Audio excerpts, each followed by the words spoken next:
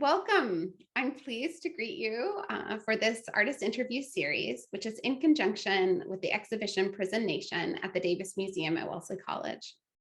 Prison Nation is organized by the Aperture Foundation in New York. Nicole R. Fleetwood and Michael Famighetti are the curators. Aperture's Prison Nation exhibition was made possible by lead support from the Ford Foundation, and additional generous support was provided by the Reba Judith Sandler Foundation. And in today's interview, we will learn more about the work of documentary photographer Jack Lueders-Booth. I'm indebted to Wellesley College's Amanda Gilvin, Aperture's Michael Famighetti, and Gallery Caiaphas's Arlette Caiaphas for having organized this program. And I thank you, and I'm happy to be part of it. I'm a photographer and also a teacher of photography, and I've been photographing and teaching for probably a half a century, I'd say. And I went to MCI Framingham in 1978 to install and run a teaching program for the inmates as a way of increasing morale. And it was part of a late matriculating master's thesis that I proposed at I was 43, I think, at the time. And so my proposition to the ed school was to institute teaching photography programs to people who are in institutions of confinement, such as chronic disease hospitals, such as prisons. And so MCI Framingham learned of this and invited me to install a teaching program there. And they gave me part of a wing of an unused part of the prison. And I went there. I didn't do it solo. I had the assistance of my then 18-year-old daughter, Laura. And together we constructed dark rooms out of old prison cells that went out of use. And we began and ran a photography program we ran it for 2 years. And after I had been there for 2 years, I had developed connections and relationships with the women, and I found them very interesting and compelling. And so although I was done with the degree program work in, I guess, 1980, I stayed on for another 5 years, just going back there to visit with the women prisoners, to make their photographs, to continue to teach those few who were interested in going on with their photographic education, to take them on as sort of independent study students. And out of it came this enormous body of work. I was there for 7 years, I think, maybe a little bit more. I went there at every opportunity. I didn't have much free time, but I was able to find 2 or 3 days a month to go out there. And it was a very rewarding experience. Hi, my name is Bella Robinson. I'm with the executive director of COYOTE, Rhode Island. That stands for Call Up Your Old Tired Ethics. I've been a sex worker for 35 years. I'm formerly incarcerated. I did 2 terms in Florida DOC. I know absolutely nothing about art or photography. I'm not the artist in the family, but it's really great to be here. And it was a real pleasure to do the tour and to engage with y'all. Thank you. Hi, I'm Ramona Flour. I'm a 30-year-old sex worker living and working in Brooklyn, New York. I'm a self-taught artist and photographer.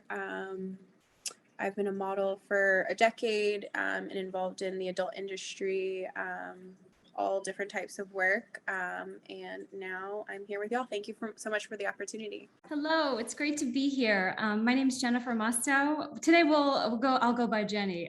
We're among friends. And I have taught at Wellesley College in the Women's and Gender Studies Department for the last 10 years. I've also researched the carceral state, specifically how laws and technologies have been used to police and criminalize sex workers, and how that has impacted, communities, both their experiences of policies, but also how communities who have been most impacted are really trying to ask and invite scholars to ask different questions about how we imagine justice. So at Wellesley, I have the privilege to teach classes on the carceral state that have a gendered focus, and it's really great to be in conversation with all of you today.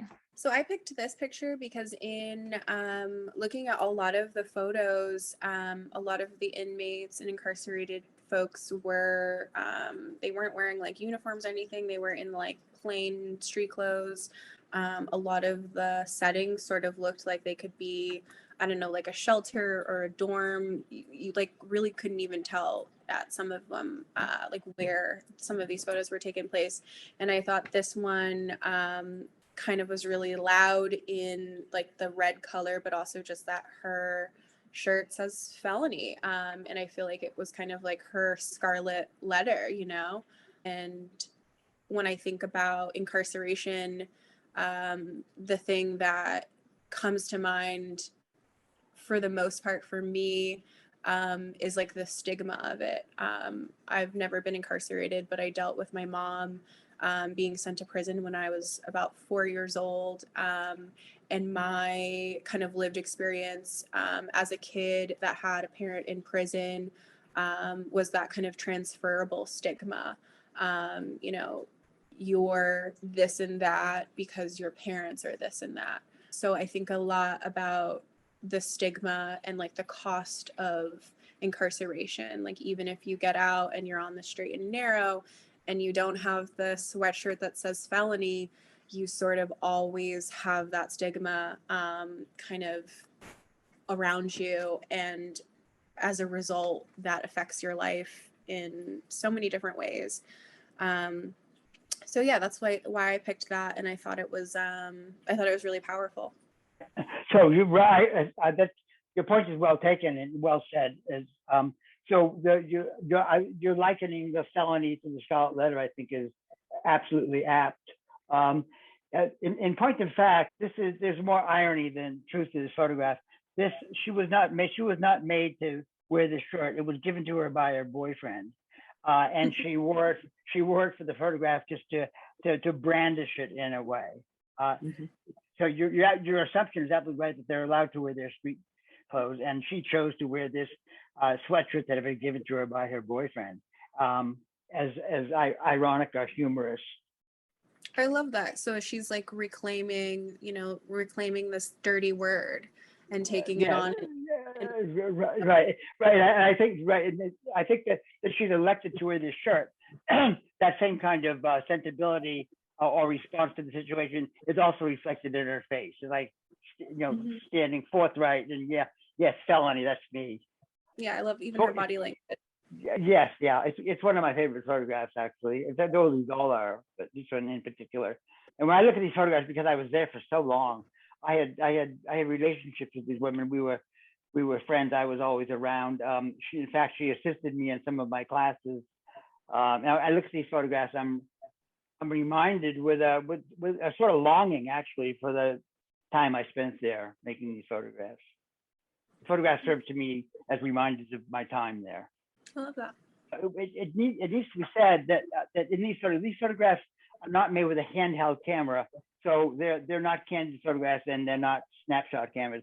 They're made with a large camera that's on a tripod, and when you're working with that amount of gear and that conspicuously, then the photographs by necessity become collaborations.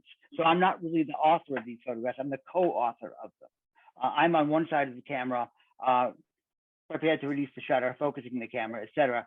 And the women stand, they assume whatever poses, facial expressions, or gestures that they wish. So they're as much of the process of how this image will turn out as I am, more so perhaps. And I actually have to show you, to give you an idea of the size of the camera. Can you see this if I hold it up? This is the camera. Oh wow! Yeah, it's used on a tripod to give it stability, because it can be handheld, but it's more certain to put it on a tripod. You know that it will be where you want it to be, and it won't move. And this is the back of the camera, and the photographs are Polaroids, and people usually associate Polaroids with a small handheld Polaroid camera. But Polaroid also made film for view cameras with backs like this that were made especially to go into this camera. They wouldn't work with another camera. So that's my technical contribution to this. It's such an important part of the collaborative aspect of this series. I really appreciate that you're giving us that perspective as well, which really comes across in the images. And I think also that many of the women that you're collaborating with and photographing in this series were also your students. So we understand their knowledge as photographers in the input that they're giving to these collaborations. I think I picked this now. First of all, Jack, I know nothing about photography and art, and I know there was all kinds of rules. But I noticed I didn't see images of small children. Maybe it wasn't allowed. And that struck me because, my daughter did come visit me when she was very young in prison. And we had to wear the blue dress because I was in state prison. So as I was first looking through the book before I saw the exposition, I was like, you can't tell they're in prison. But then when I started looking at some of the families, this is the only photo they have for their Christmas photo, maybe for 10, 20, 30 years. Then it's kind of nice that you can take a picture that doesn't show you're in prison. So I saw both sides, but I particularly picked her because she has all the family and the kids in the background. So even though you weren't allowed to photograph a 3 or 4-year-old with mom, that was the closest representation. And I love your old camera. Yeah. There was an old man at the beach in Florida that used to have the same thing on a tripod. He put the thing over his head and he developed the Polaroid and the liquids right there in front of you for $2. And I can't even take a selfie. That's marvelous. Yeah, that's exactly the process. Yes.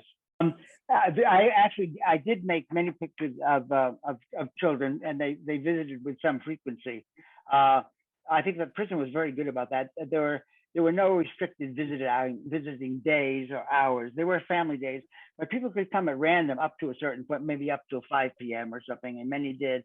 And I did photograph them, but the camera I was using for this project with these Polaroid, with this Polaroid film, just didn't lend itself to the spontaneity required to photograph a child, and it would be a bit of a labor to get a child to stand still in front of the. But I just want I did photograph children, and what I like about this photograph is that it's a sad photograph in many ways. Her facial expression and the idea that she is no longer with her family, and she connects with her family through these photographs of her family. And she had me make this photograph, and you're right, she will send it to them as evidence of her connection and perhaps how much she longs to be with them in person. This is a very nice photograph. I'm mystified by the handprint on the wall. I don't know if that's hers. Certainly it isn't a child, and I just don't recall ever having asked her about that. And as I paid closer attention to this photograph, because I knew I had to talk about it, I noticed that hand and wondered where that came from. I don't have an answer to that, but. The hand reminds me of something when you're in kindergarten and you put your hand in the plaster and you bring home your parrot. And I wonder if that's maybe what she was thinking when she did that, thinking of her children and those memories of when her children brought things like that home from school. Yeah. It's brilliant though. Yeah, her furrowed brow. Her furrowed brow, her expression is just incredible. Yeah. It certainly strikes a chord, and a minor chord. And I know even photographs that families sent me while I was there, they mean the world to you. Mail call is a very public event. They call your name in front of everyone, so everyone knows who has people and who doesn't have people. But things like this inside are the most precious belongings you have. I think so, and I think at this level, it makes the argument of the importance of the family photograph above fine art, I would say, because of its personal meaning to those who make them and those who share them. Much different than a Christmas picture at the mall. I would say so. Well, I think this is the image I've gone back to over and over again, and for different reasons. So I think one of the first things I noticed the first time I looked at this image was the pink mirror. Not only because it like reminded me of the 1980s when I was growing up, but also the objects in this particular image. And I think I was filtering my interpretation of this image first because, I love the kind of color palette. I love the glamour of the person featured, who it seems like had some choice and ability to kind of decide what clothes they wear, what kind of, features are in the space that they're spending time in. Like, I think I see a trophy, a photograph. And yet it was such a complicated experience for me because on one hand, I'm feeling, the beauty and humanity of the person. And yet I'm thinking every time I participated in some kind of program where I've volunteered in a prison, I think about the objects I'm not allowed to take in as a volunteer, the kind of checks, like I remember one time of being in a facility in California where we were down a count of colored pencils that we had brought in as part of the program. And that caused a real problem because there was like a missing colored pencil, and that could have put people on the inside, at risk of a lockdown. And so for me, this image is complicated in marking the differences of how carceral officials like regulate what people can and can't have, what objects are or are not in possession of people. And so I guess it's a long-winded way to ask the question more about process.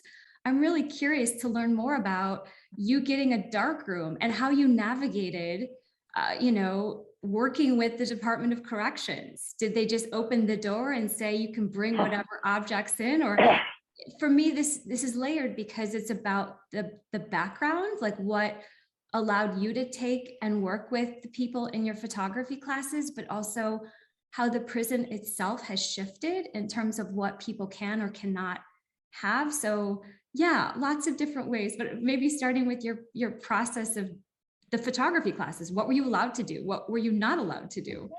Well, I would say I was in the first few months, I was closely regulated, and the things that I brought in were looked at and examined, and I was put through, a hand against the wall search when I came in. But I came to be increasingly trusted, I guess, only through repetition, and I was supervised less and less, and I guess thought to be trusted to myself. And I know that this was not done in political self-service, but at some point the administration asked me if I would make photographs of them, the staff from the top to the bottom, for I guess maybe some kind of annual report, and I happily accommodated, and I think that gained me another greater levels of trust. I was there for a long time, and I must say that I was very surprised at the freedom I was allowed. I'm not sure that I would have allowed myself as much, but I could virtually, there was, after a year, I could virtually go anywhere, and I was never questioned. And I never violated the trust or the confidence, but it would surprise me that there wasn't closer supervision, because I could have been up to nefarious things. But I was given that freedom. And at one point, I'll give you an anecdote. I brought in a bottle of sodium sulfite, which is a white powdered chemical that's used for clearing Polaroid negatives. And I walked through the door with it under my arm, and I got up to my classroom, my office with it, and one of the inmates said to me, "You were able to bring that in through the doors?" I said, "Yes." She said, "May I have someone on the outside contact you?" And I said, "No, you may not." I was just going to say, as a kind of, an invitation, or maybe I'm reflecting along with you, one thing about that kind of trust you mentioned, for me, what's complicated about that is it really puts into focus the privilege, both racial privilege, gender privilege of who comes in as a visitor. And I'm reminded of what Ramona said earlier about the stigma, both for folks who experience incarceration and then the kind of transferable stigma, to use Ramona's really, I think, powerful term. And I'm just curious if that too was part of a grappling or a reflection in terms of your positionality as you were kind of going, within the prison. And it sounds like given some degree of access, and Yes. if that was something you reflected on your own, but also with some of the people in your photography class. No, I did not. I was pleased that I was giving these sort of liberties because it was able to increase my photographic access to different areas of the prison and make photographs of different areas of the prison. Never in violation of anything, but I had not, for example, I had not been vetted. They did not know that I was an honest man, let's say. Yeah, I was surprised by that, but no, it never became the subject of discussion, but I became increasingly aware of my privilege and of course the responsibilities that brought with it. I don't think that answers your question at all, but that's, I think, I don't know if I can add to that by way of explanation.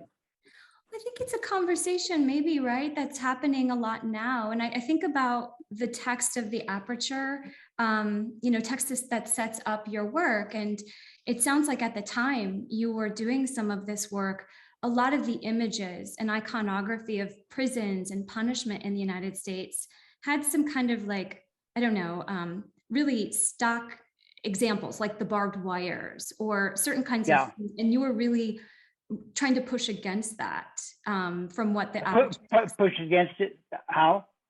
Oh, just change that paradigm. Is that right? Like to change that paradigm, that it wasn't about the kind of painful depictions of like the barbed wire, but somebody like in this image who's could be in a room, could be. Well, yeah. Well, there's a couple of things to say about that. Yes, and this very few. How many photographs are actually in that exhibition? There may be 6 or so, or something, or 10, but they are just such a very small sampling of the entirety of the work that I did there. And in the entirety of the work, you would see the images that you're not seeing here and asking about. And I do have all those images. These images are limited to a very small aspect of the entirety, which is these Polaroid photographs.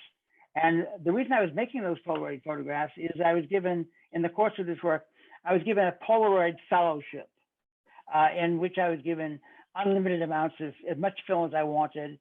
And in exchange for that, Polaroid would look at I had a 2-year fellowship. Polaroid would look at the photographs twice a year, and they would select one that they would keep for themselves, and then they would give me more film, and off I would go. So I was using, and we were also being used, we photographers who received these fellowships, were being used to test a new product called Polacolor 2. So they wanted to put some Polacolor 2 in the hands of people who knew how to make photographs and see how the pictures looked. So I was part of that fellowship, which was part of that experiment. And so these are just the Polaroid photographs, which I've said several times are just a fraction of the totality.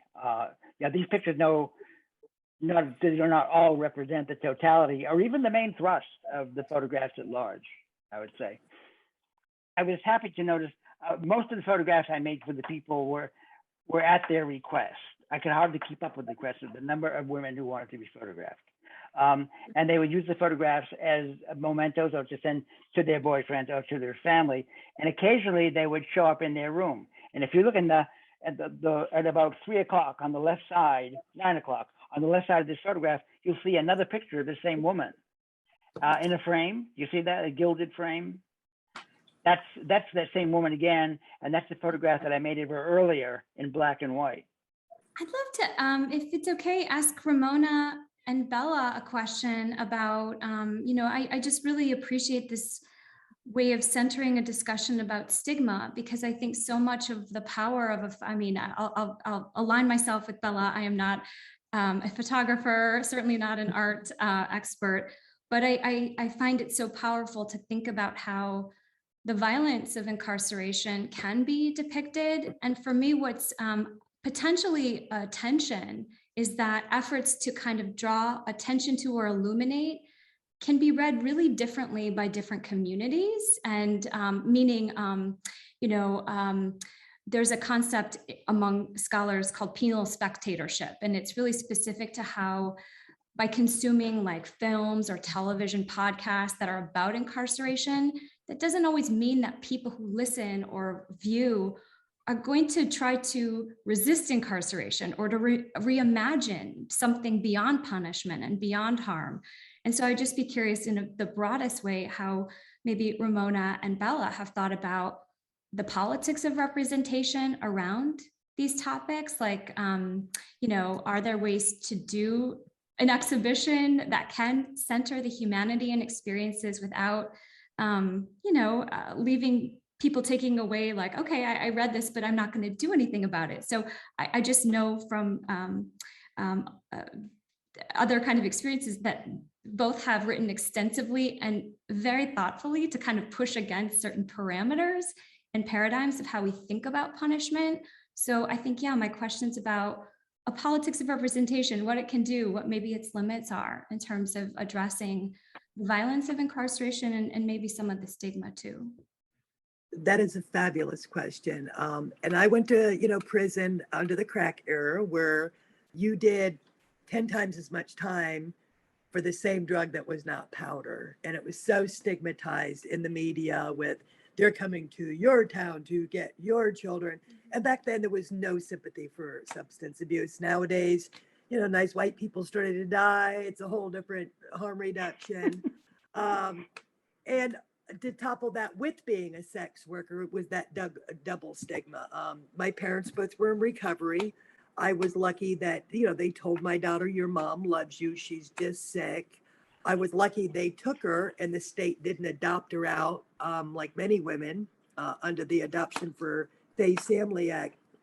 But I love your question about now when we have I'll also go back to, I was at Lowell CI, which in December 2020, DOC filed a report that they have violated the women's constitutional rights for decades by allowing the sexual assault to continue. And I was assaulted there. And 2 years later, nothing's been done. So this was the second biggest women's prison in the country. It had a lot of history that back in the 40s, women were allowed to keep their child till they were 3 years old there. Nowadays, they remove the child within 3 days when you're in the hospital. I only saw Ramona once the 5 years I was there because my parents were out of state. They only brought her once. But I remember I didn't even care I had another year to go. I was so grateful to see her that day. I was so scared I would get in some kind of little bit of trouble where they would take my visitation away. But moving on to, I started asking a lot of students, how old were you when you knew what a prostitute was? Where'd you learn this? Most people know by the time they're 5. It's not like you learn it in school, your parents teach you. So a lot of it is the cop shows, if you're interested in porn and you're exploring things. And I remember there was a Black boy that said something really interesting. He says he's 5 years old. They're driving down the road late at night. There's a woman on the corner. He says, Mama, how come you're not going to offer her a ride? And his mother said, because she's a bad woman. He wasn't even old enough to know what sex was. So to bring this in full circle, what your question is, when people see those images or researchers research stuff or artists make art, where does it go from there? It's got to go to reducing stigma, pushing back to change laws. What does transformative justice look like? When we're going to stop locking up in women in cages? It's been an 800% increase in the last 30 years. So we've got a lot of work to do around that. And it's great to be here, but let Ramona weigh in. I love this question. I think for me, the biggest thing is to just not consume those forms of media. I have no interest in watching Cops or Law and Order SVU or Reno 911 or any of the TV cop shows, because it kind of feels like it's a bad representation of incarceration in the criminal justice system, and it's not the type of entertainment that I get anything out of. I think for a long time I had a lot of resentment kind of towards that type of media, whether it was incarceration or just how sex work is depicted in different media. And at a certain point, complaining about it and holding that in contempt wasn't really doing anything productive. So I have just kind of chose to, over the last year, start documenting and photographing my own community of sex workers, because like, if I'm not happy with the media that's being represented about us that isn't made by us, then instead of complaining about it, I could create a solution, which would be to try to create media that represents me and my community in a way that I want to be, and try to support the people that I feel like are doing that. So like a project like this is amazing because it's like, it is the type of media around incarceration that I want to consume.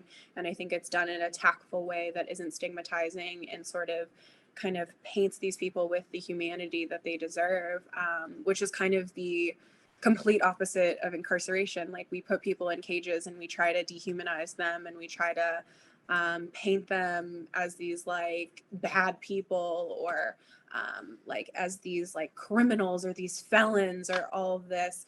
And at the end of the day, they're people. So I think that's kind of how I've approached it. I don't know if that's helpful. I think it's amazingly helpful. And I think for me, what I'm taking away from it, and this is where I might defer to Amanda or Jack, those who are more ensconced in like the museum world or the art world, that this kind of idea, and I've learned this, so shout out directly to Bella, nothing about us without us, like this idea of how, not only with art, but with research, shifting the frame such that people most directly impacted are also the producers of art and cultural production and research. And for me, what's exciting is what kind of collaborations that might invite, that if, people are themselves not directly impacted, but want to be in conversation and accountable to people who are, like, how might that create new opportunities to really think differently about how we make things? And so yeah, it's exciting because I think it also marks for me a new direction, and where some of this work about documenting and, to use a Nicole Fleetwood term, marking time, can go in really generative and I think exciting directions. And I totally agree. We want to see the people are affected. So not only are we fighting stigma, marginalization, criminalization, we also fight this thing where lawyers and, I'm not saying all academics are bad or anything like that, but all these people in power in suits want to speak for us. And then there's some people like you that do great research and write a book, which is helpful, right? You wrote a book, your book was cool, it educated people. Then there's other people that might write an academic thing that the general public's never going to read or hear, right? And then there's the stigmatizing movies from the anti-trafficking people that really have brainwashed society to, a point where like QAnon now, right? With and that doesn't mean that abuse and trafficking's not happening. But what we did when we did our 2017 survey, we connected with 2 or 3 sex worker group and about 6 sex workers, and we came up with 145 questions. And I kept saying, what am I missing? What experience have I not had in 35 years? Because the more input we had in framing those questions, and we were really proud that it was community-based research, or another term for it would be participatory research, which I did with the National Council last year. Because we are the experts on our own experiences. And I think we can all agree that prison's not rehabilitating anybody, and there isn't a prison that doesn't come with trauma. But I also want to reflect back to what you were talking about, how much freedom Jack had inside that. The 70s was much different. They've even changed where we can't even mail letters in. Everything's electronic. They don't want books. You can't send money without being on someone's visitation list. So basically your family and your friends are now under surveillance. And they really can't justify any of this other than we can do it. There's nothing you can do about it. So a lot of those things come together, but like I said, I'm not an artist, and Jack, you'll love to know that Ramona loves Polaroids. She loves, everyone else is like, what is that? She's like, I need more film. But we've done things like, we have Kayla Cat who does our podcast, and she's interviewed 16 sex workers, and it's just like, tell me your story and any words you want, because I think everybody's story is just as important as mine. And I really value people like you, Jennifer, and all of you that are helping to lift up those voices. And I do have one last question for Jack. I know it was many years ago you were there. I imagine there were rules where you weren't allowed to contact these people. Did you ever hear from any of these women later, years later, when they got out? Did they ever write to you? Was that even allowed? We did. Oh, yes, it was allowed. If it was not allowed, I didn't know that. But I did come to know them on a personal level, and I did see some of them.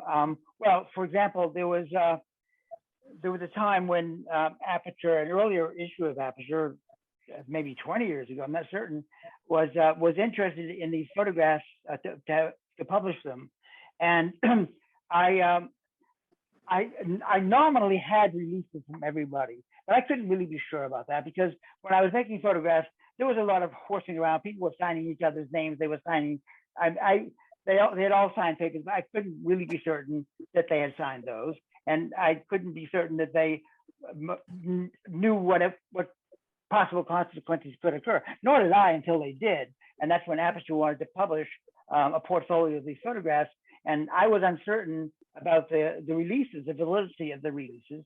So I contacted those women who were still incarcerated and confirmed their releases, but there were like a half a dozen who were on the street, and I needed to find them. And I located some, almost all but except one, I think, through inmates who knew them and where they were. And there's at this time there was in Boston, around Chinatown, there was an area called the combat zone, where sex workers did their work. And I made copies of all the pictures that I was interested in. And I would go to bed at 8 and get up at 2 a.m. and go to a Chinese restaurant where I knew the sex workers usually congregated at the end of the evening with my handful of pictures. And I say, listen, I'm wondering if you have, I introduced myself. I said, I wonder if you happen to know this person or this person or this person. And so it was an arduous process. And there was one woman who looked at pictures and handed the badges. She said, are you looking for a date, mister? I said, no, I'm not. I'm not. Thank you. But I really would like to find these women. If you could help me. She said, well, I'm sorry, I can't. And then the very next morning, I got a phone call from one who had been incarcerated, who I photographed, who was this person's roommate that I was speaking to the night before. That's fabulous. And remind me of the point. Where were we going? What was the question? Well, if you heard for them, like, one wonders. Yes. And I became advocates of several of them to the extent that I could, to the extent that I knew them. I wrote letters to the parole board and for them, telling them that I found them to be upstanding, wonderful people in all ways. But of course, that was a very limited perspective. I didn't know the entirety of their lives, but certainly what I knew of them, they seemed like people I would certainly like to see back on the street again and not incarcerated. And so I wrote a few letters like that for people and went, and I appeared in court a couple of times for another. But no, we didn't keep up a long relationship. It just dwindled away. But I must say, I just became very impressed with it. These women, I knew the term woman prison to me was an abstraction until I went there, and I found that there's many wonderful people there, and we became quite close. And that's why I kept going back after I had finished my degree requirements, just to be in their presence and to take advantage of the opportunity to photograph them, both for myself and adding to my own body of work about this. I would say that I used photography. I didn't have a political agenda in going there. I'm certainly in favor of prison reformation, but I didn't think that I was in any way contributing to that. I was using my camera as a way of answering questions for myself, as a tool of inquiry and of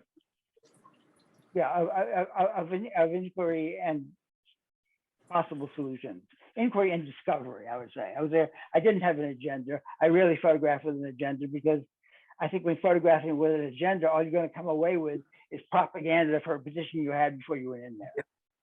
Same with research. Yeah, you have to go with an open mind. Amen. And the researcher always finds what the researcher is looking for. Mhm. And, I think it's interesting too that, you're saying there were quite a lot of sex workers in there. I know in Florida there was, here in Rhode Island in 2008, 80% of the women locked up were sex workers. And then I think about that double stigma of not even, everyone just assumes you're on drugs. I mean, I've been clean 14 years, but, I know sex workers that have been legal dancers that have lost custody of their children without any proof they're a bad parent, because Right. all someone's going to do is say, look at this. And, that becomes this, there's so many layers to that. And I think it's one of the few things left we have in society that it doesn't matter if you're from the left or the right or up or down. It's just okay to hate on it because not a lot of people are going to stand up for them. So we've got a long work to do. But I asked you that because I do a pen pal program. And I love it when they stay in contact with me when they get out. Some of them do, some of them don't. Because you always wonder what happened to so-and-so. And we really are concerned about the women that don't have anywhere to go when they're being released, friends or family, because we know they're going to be recycled. You don't even have a fair chance to go. Yeah. And then many times I just hit the streets again because that was easier. It's easier to escape poverty. Right. So I totally understand that cycle too. Right, and this puts me in mind of a couple of things. And this is sad to say, but it was observable that some women, the rate of recidivism is high, of course, as we know. But some women would be released, and they would come back looking just terrible, and they got better in prison because I guess mistreatment. I guess on the street, being banged around. It's sad to observe. I was also struck by the irony of serendipity and chance, and how many of these women, the incarceration was, I would say, economically determined. If you could afford good representation, you stood a better chance than someone who did not. And the arbitrariness of a woman who, for reasons of nature or nurture, did not have a strong self image or a sense of identity, and would say agree to sit in the running car while her boyfriend went in and knocked off a liquor store, and she's part of the arrest. She's as guilty as she is, and in many cases it wasn't absolute freedom of choice. It was compliance. We even see within trafficking, a lot of it is a gray area of domestic.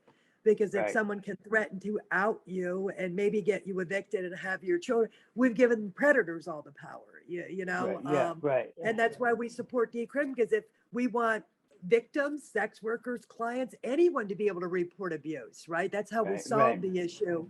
But I think we can all agree whether it's criminalized or not, it doesn't just go away. And all we can do is mitigate the harm. Certainly, yeah. Oh, and it also must say is that the reason that these photographs look so unprison-like is that prison, MCI Framingham, under Governor Dukakis' first reign as governor. He's the guy who went on to run for president. Michael Dukakis was the governor of Massachusetts during this time, and it was he who chose to domesticate the prison cells to make them look more like dormitory rooms than prison cells. For example, he would enclose the bars and the windows in slats that looked like Venetian blinds.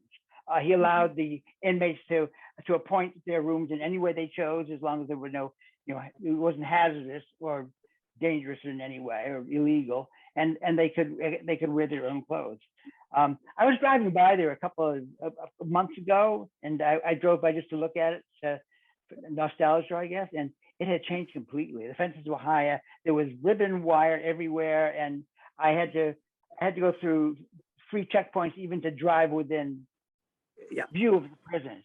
It has changed so very much. And I understand that also in those days, the first line guards were often criminal justice students at, say, Northeastern University, where they would be 5 weeks in school and then 5 weeks in some educational related occupation.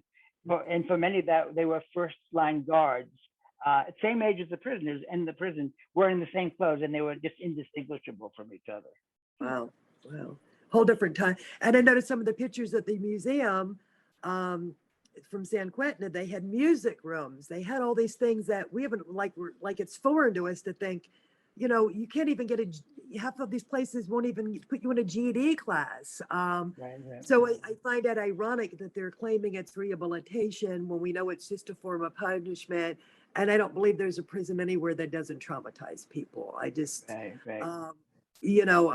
so we've got to, and then when we took some numbers in Rhode Island. Last year, we had 81 women locked up, 75% are for misdemeanors, a cost of $133,000 a year. And this year alone, we've already paid $23 million in overtime for correctional officer. And I'm thinking, for that kind of money, I could send you to college, pay your rent, your childcare, your car payment, give you an allowance, and maybe you'd be something in 2 to 4 years. But I see it as a way of keeping people poor. When people are poor, they can't organize for better wages, for anything Right. with their community. So Right. it all ties into Yeah. capitalism and all that fun stuff. But it's been a Right. pleasure meeting you, Jack. I'm reminded of a friend and colleague, may his soul rest in peace, Dick Rogers, who was a photography teacher. He said when photographs see conversations like this that move away from the photographs to deeper relevant issues, it's a successful photograph. There you go. I was thinking that too, and there are a few things that can bring people to a conversation, right? Including, folks who might not be experts. And so I really appreciate the chance to think through the thorniness of not only what the photographs themselves mean, but the footprints of the carceral state and how it can be an occasion to think of something beyond it and to think of something that isn't, to use Bella's framing, a site of so much trauma and pain. So I appreciate this opportunity to think really broadly and beyond the photographs, and that these photographs gave us the chance to do that. Yes, Thank thank you you. so much to each of you. I'm really grateful to learn more about the work that you've all done and continue to do. And I'm going to encourage everyone who's watching to visit the Davis to Yes. see this important exhibition, Prison Nation, which will be on view until June 5th, 2022.